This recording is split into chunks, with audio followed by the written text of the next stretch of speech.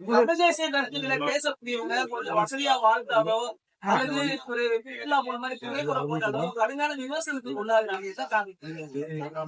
காரணம் என் தங்கச்சிக்கு காரணம் ஒரு காருக்கு பக்கத்துல நின்ட்டா அவளை பாடுபடுத்துறாங்க.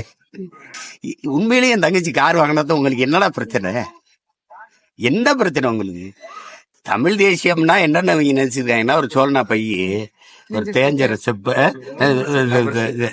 ரப்பர் செருப்பு, அப்படியே ஒரு அப்படி வச்சுக்கிட்டு அப்படியே பிசைக்கிற மாதிரி இருக்கணும்னு நினைக்கிறேன். ஏண்டா வந்த நாய் கண்ட நாய் எல்லாம் கோடி கோடியா கொள்ளையடிச்சு வாழும்போது சொந்த மண்ணின் பிள்ளைய நாங்க வாழ்றதுல என்னடா உங்களுக்கு பிரச்சனை? நாங்க கார் வச்சிருக்கிறது பொறாமை இருக்கா? அதுக்காகவே கார் வைப்போம். நாங்க நல்லா சட்டை போடுறது, சீமான் பாருங்க சட்டை பிராண்டா போடுறாரு, அதுக்காக போடுறோம்டா, அதுக்காக